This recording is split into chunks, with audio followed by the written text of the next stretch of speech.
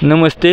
आपण आज या ठिकाणी कोरेगाव बैलगाडा शर्यत या ठिकाणी आलेलो आहे. आता हा गट पास झालेला आहे.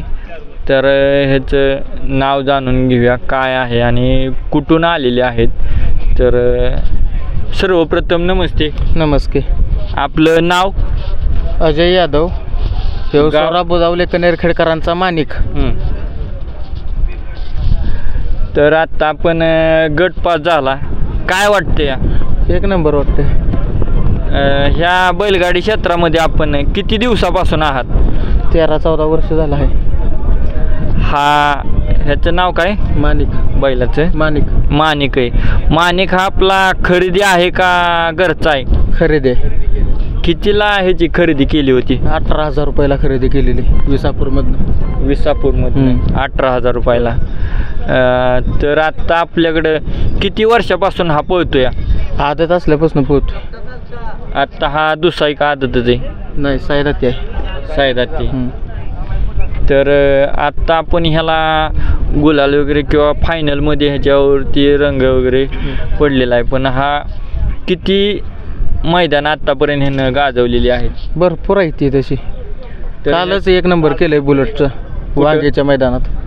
वांगी? हां, 1 नंबर केलं बुलेटचं. बुलेट मिळाली म्हणायचं.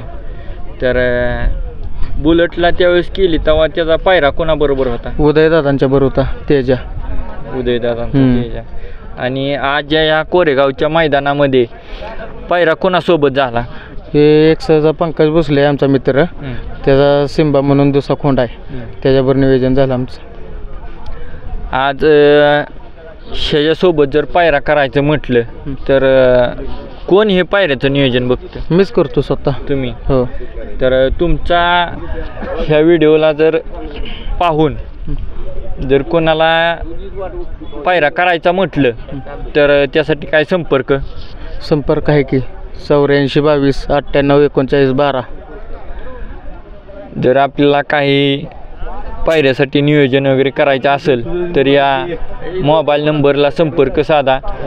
आणि ह्या पायरा करत असताना बैलाचा आपण काय वायदे वगैरे घेता का? हो, घेतो की वायदे घेतो.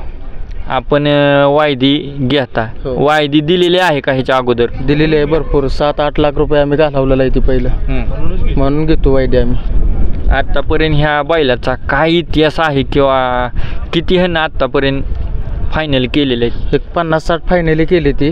आदतमध्ये ओपनच्या ह्याच मैदानात 5 तोळ्याच्या घरची गाडी राहिलेली सोन्याची मानकेची आदत वयात.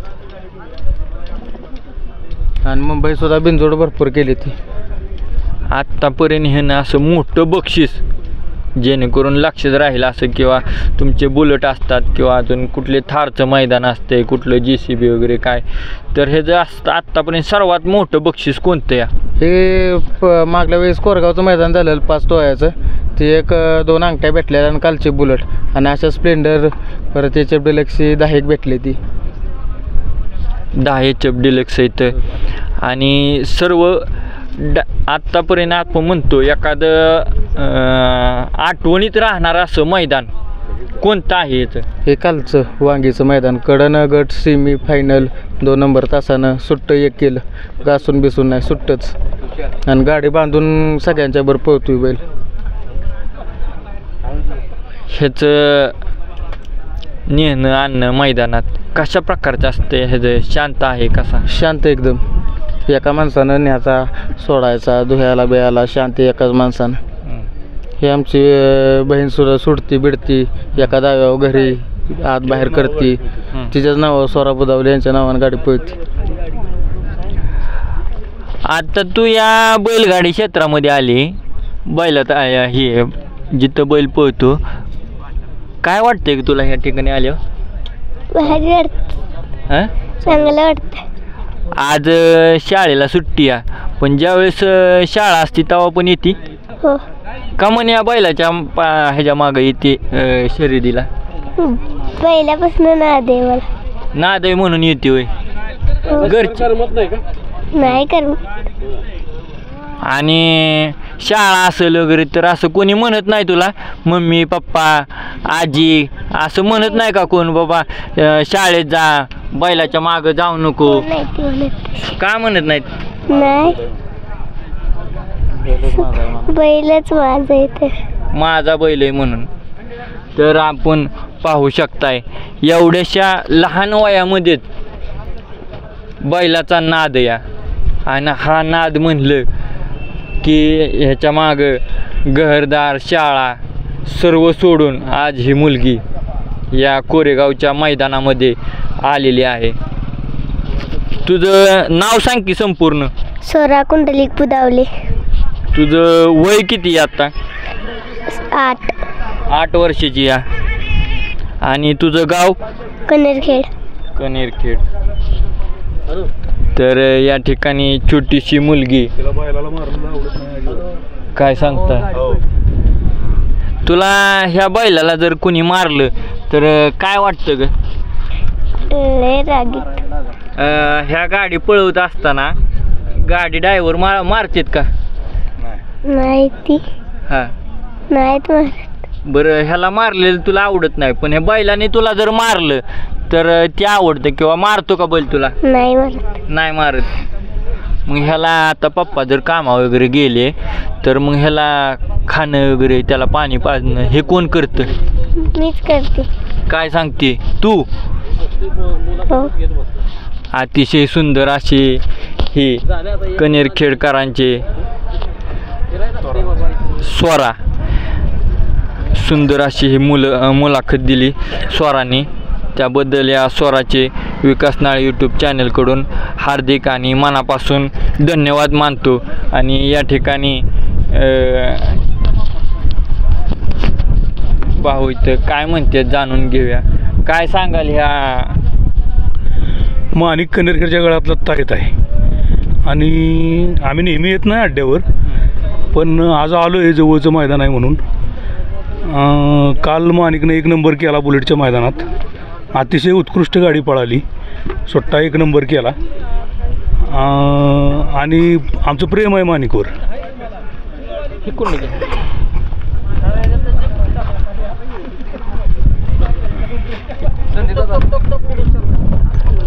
आत्ता या ठिकाणी किती लोक आपल्या बैलाच्या पाठीमागं आहेत?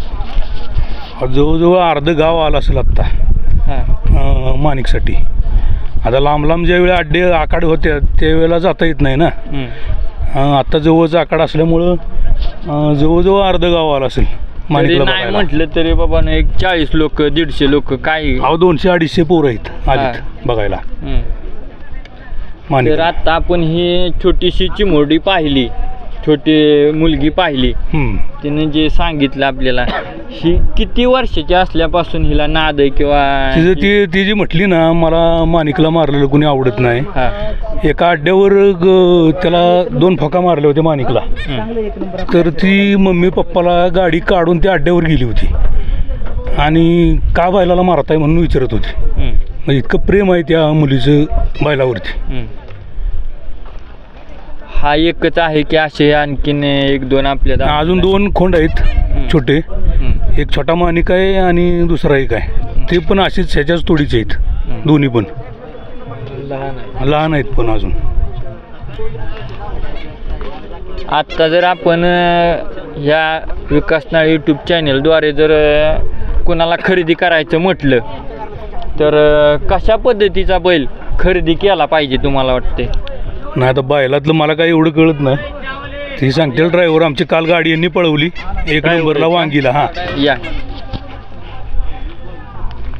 आत्ता आपण ह्या व्हिडिओद्वारे जर बैल खरेदी करायचा म्हटलं तर कशा पद्धतीचा बैल असावा? महत्त्वाची गोष्ट बैल खिल्लारच पाहिजे. टिकून जर पळवायचं असेल आत्ता बैलगाडी क्षेत्रात तर खिल्लारच बैल पाहिजे. मैसुरी बैल टिकू शकत नाही जास्त काळ. 1 वर्ष 2 वर्ष पळू शकतो, जास्त काळ बैल पळू शकत नाही. हा बैल म्हातारा होईपर्यंत पण. हा कोणत्या जातीचा आहे? खिल्लार खोंड आहे. खिल्लार म्हणजे ह्याचं म्हणजे कसं ह्याचं नक्क्या कशा असल्या पाहिजेत किंवा ह्याचं कशा पद्धतीनं तुम्ही हा खरेदी केला किंवा खरेदी केला पाहिजे? बैल म्हणजे वासरू असताना खरेदी करताना बैलाचं सगळं बघूनच केलं जातं. नक्कीला कठीण आहे का, शेपूट कुठपर्यंत आहे, बैलात धमक कुठपर्यंत आहे, म्हणजे रग आहे का बैलाला, हे बघूनच बैल खरेदी केला जातो.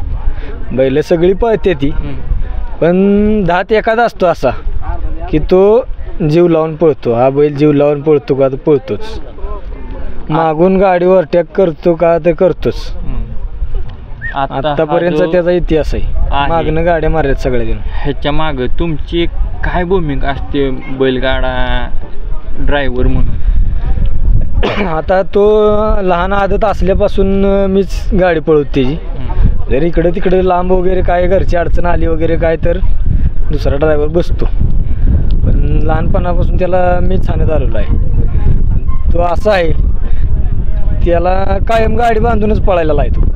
त्याला हातामध्ये किंवा हातामध्ये असा त्याचा कासारा पकडला ना डबल गती लावतो बैल, असं त्याची ख्याती आहे.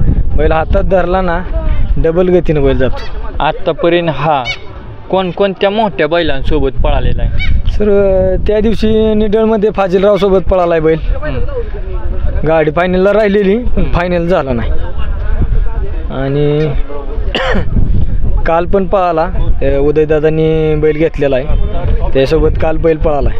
पण कसं मैत्रीच्या नात्यानं त्या पंकज शेटला बैल दिलेला होता अगोदर या मैदानासाठी, त्याच्यामुळे बैल आजसुद्धा आणलेला आहे. असं बऱ्याच ठिकाणी चांगले मोठमोठ्या बैलांसोबत पळलेला आहे. दैवत गोवेकरांनी बरीच नियोजन केली त्याची.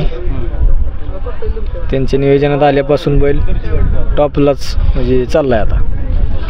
तर या ठिकाणी अतिशय सुंदररित्या आपण मुलाखत दिली. वेळात वेळ काढून आता भरपूर ऊन होते किंवा आपलं टायमिंग देखील झालेलं आहे, त्यातून आपण या विकास नाळे यूट्यूब चॅनलला मुलाखत दिली. त्याबद्दल आपले मनापासून धन्यवाद आणि हार्दिक आभार मानतो की वेळात वेळ काढून देखील आम्हाला सहकार्य केलं.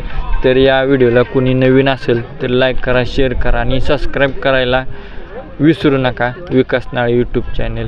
धन्यवाद.